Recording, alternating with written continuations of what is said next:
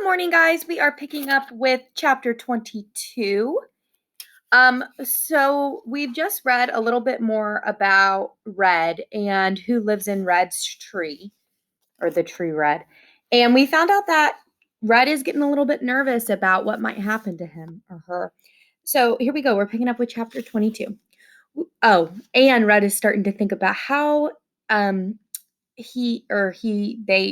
can help others. So, chapter 22, we executed plan number 1 an hour and a half later when Stephen headed off to school. He'd only gotten as far as the sidewalk when Bongo dove straight toward his backpack, poking at the zipper with her beak. She cawed frantically. When crows want to be loud, they can be extremely loud. What? Stephen cried. What is wrong with you? Bird! He dropped his backpack on the ground. Bongo landed on the backpack, looking up at him, hopefully. Chip, please, she said. Stephen rolled his eyes. Seriously? Hello, Bongo said. Chip, please. Stephen put his hands on his hips. Okay, fine. I've seen you in action, working the bus line.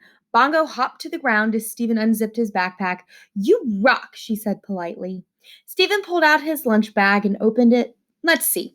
I've got a tuna fish sandwich, carrot sticks. But before he could say anything more,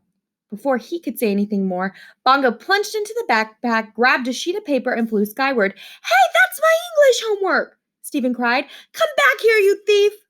Bongo flew high into my branches and landed on with a victorious caw. Stephen stalked around the bottom of my trunk, where the yellow police tape encircled me. Please, Crow, he pleaded. I'll give you my whole sandwich, please.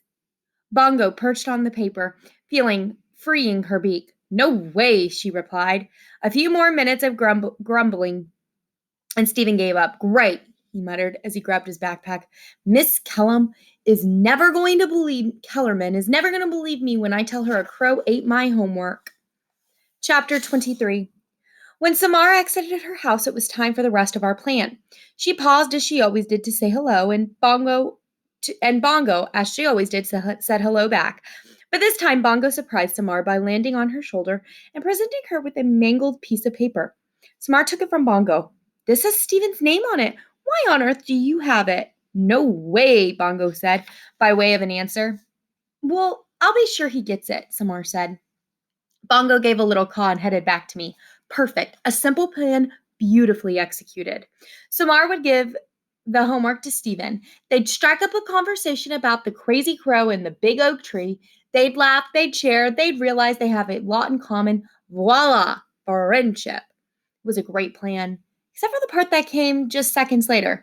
The part where Samara noticed a friend of Stephen's walking by. She dashed over and asked him to give Stephen the piece of paper.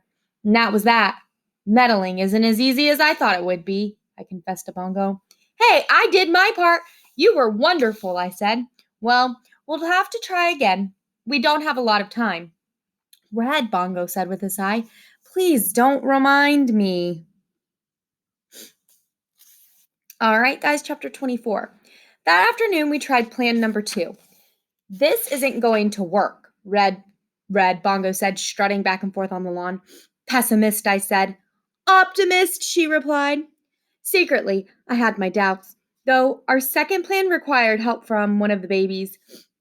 There'd been much bickering over which baby would get to assist us, but then there'd been plenty of bickering ever since Francesca's threat to cut me down. It frustrated me to see my residents, the ones who'd miraculously been getting along so well, turn on one another when faced with a problem. Granted, it was a big problem, but if I could handle it, it seemed like the least they could do was behave during our last days together. Bongo flipped a penny she kept in her collection of treasures, and we arrived at our helper, the smallest baby possum. Flashlight. Let me get this straight, Bongo said. You're afraid of Flash? Shh, Harry Spiders hissed. We try not to say that word around him. So, what do you actually call him? Agnes asked. He answers to Flash, Harry Spiders explained.